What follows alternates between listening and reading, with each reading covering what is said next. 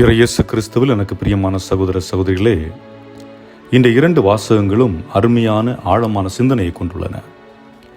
பொதுவாக மனிதர்களாகிய நாம் நமக்கென்று ஒரு திட்டத்தை உருவாக்கி அதை இறைவன் நமக்காக செய்ய வேண்டும் என்று எதிர்பார்ப்போம்.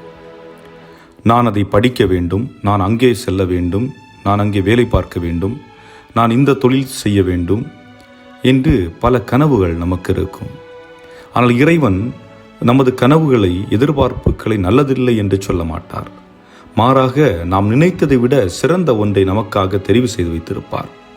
ஆகவே நம்முடைய எண்ணங்களை பல நேரங்களிலே அவர் நிராகரிப்பது உண்டு. இதைத்தான் இன்றைய முதல் வாசகத்தில் பார்க்கின்றோம். தாவீது அரசர் இறைவாக்கினர் நத்தனியேலிடம் கூறுகிறார், நான் தங்குவதற்கு அரண்மனை இருக்கிறது, ஆண்டவருக்கென்று ஒரு ஆலயம் இல்லை, ஆகவே நான் கட்டுவதற்கு ஆசைப்படுகின்றேன் என்கிறார். ஆண்டவர் அந்த எண்ணத்தை பாராட்டுகிறார், மகிழ்கிறார். ஆனால் அந்த ஆலயம் கட்டுவதை அவர் விரும்பவில்லை. இப்போது கட்ட வேண்டாம்.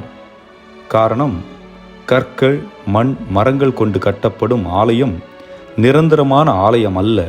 மாறாக உன் சந்ததியினர் வழியாக ஒரு ஆலயம் கட்டப்படும், அந்த ஆலயம் முடிவில்லா ஆலயமாக இருக்கும் என்று ஆண்டவர் ஒரு வாக்கு கொடுக்கின்றார். இங்கு ஆண்டவர் இறைவாக்கினர் நத்தனியேலிடம் கூறுவது யாரை மையப்படுத்துகிறதென்றால், வரவிருக்கும் மீட்பரை, வரவிருக்கும் மெசியாவை, அதாவது இயேசுவை. இயேசுவே கூறுகிறார், இந்த ஆலயத்தை இடித்து கட்டுங்கள், 3 நாளில் மீண்டும் கட்டி எழுப்புகிறேன். இயேசு கூறுவது தன் உடலாகிய ஆலயத்தை. ஆக உண்மையான ஆலயம் கட்டப்பட்டு விட்டது. அதுதான் இயேசு என்னும் ஆலயம். அந்த ஆலயத்திற்குள் தான் நாம் குடிகொள்ள வேண்டும். இரண்டாவது, இந்த நற்செய்தி நமது இதயத்தின் இறை வார்த்தையை உள்வாங்கும் நிலையை குறிப்பிடுகிறது. 4 நிலைகளை பற்றி பேசுகிறது இந்த நற்செய்தி. முதலாவது, கடின உள்ளம், கடின மனம் கொண்டவர்கள். இவர்கள் இறை வார்த்தைக்கு செவி கொடுக்காதவர்கள். இறை வார்த்தையை உள்வாங்கவே மாட்டார்கள். தனக்கு எல்லாம் தெரியும், புதிதாக தெரிந்து கொள்ள எதுவும் இல்லை என்று நிற்பவர்கள். இதன் வெளிப்பாடு குடும்பத்திலும் பல நேரங்களில் தெரிய வாய்ப்பு இருக்கிறது. பிறர் கருத்தை மதிக்க மாட்டார்கள், பிறருக்கு செவி கொடுக்க மாட்டார்கள், தான் நினைப்பது மட்டும்தான் நடக்க வேண்டும் என்று கடின உள்ளம் கொண்டவர்களாக இருப்பார்கள். இதைத்தான் இயேசு வழியோரம் விழுந்த விதை என்று குறிப்பிடுகிறார். அடுத்ததாக, பாறையின் இடுக்கில் விழுந்த விதைகள். அவைகள் முளைக்கும், ஆனால் வேர் ஆழமாக ஊன்ற முடியாதால் அவை மடிந்துவிடும். இவர்கள் பிடிப்பற்ற நிலையில் இருப்பவர்கள். தங்களுக்கென்று ஒரு கொள்கை இருக்காது. ஒருவர் சொல்லும் கருத்தை கேட்பார்கள், மகிழ்ச்சியடைவார்கள், ஆனால் அதை உள்ளத்தில் நிலைநிறுத்த மாட்டார்கள்.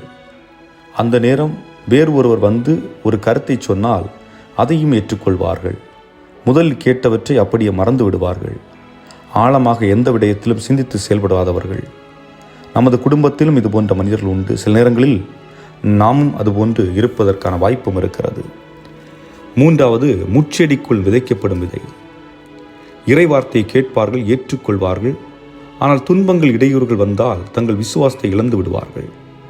எடுத்துக்காட்டு, ஆலயத்திற்கு வருவார்கள், பக்தி முயற்சியில் பங்கெடுப்பார்கள், குடும்பத்தில் பல விடயங்கள் நன்றாக சென்று கொண்டிருக்கும். திடீரென சில கெட்ட நிகழ்வுகள் ஆரம்பித்தவுடன், அதாவது சில தோல்விகள், சில மரணங்கள் அல்லது உறவுகளில் ஏற்படும் விரிசல்கள் போன்றவைகள் ஏற்பட்டவுடன் தங்கள் விசுவாசத்தை இழந்து ஒன்றுமில்லாமல் நின்று கொண்டிருக்கக்கூடியவர்கள். 4வது நிலை என்பது, எது நிகழ்ந்தாலும் எதை பற்றியும் கவலைப்படுவதில்லை. கடவுள் மீது கொண்ட நம்பிக்கையில் எந்த மாற்றமும் இல்லை. யோபை போன்று, கடவுள் கொடுத்தார், கடவுள் எடுத்தார், மீண்டும் கொடுக்க வேண்டும் என்று கடவுள் நினைத்தார், மீண்டும் கொடுப்பார். ஆனால் என் நம்பிக்கையில், விசுவாசத்தில் எந்த மாற்றமும் இல்லை என்கிறவர்கள். இவர்கள் இயேசுவின் வார்த்தையை முழு மனதோடு கேட்பவர்கள், ஏற்றுக்கொள்பவர்கள், அதை வாழ்வாக்கி கொண்டிருப்பவர்கள். இப்போது கேள்வி என்னவென்றால், நான் இந்த 4ல் எந்த நிலையில் உள்ளேன்? இயேசு என்னும் ஆலயத்தில் நான் குடிகொள்ள தயாரா என்பதை சிந்தித்து பார்ப்போம். ஆமென்.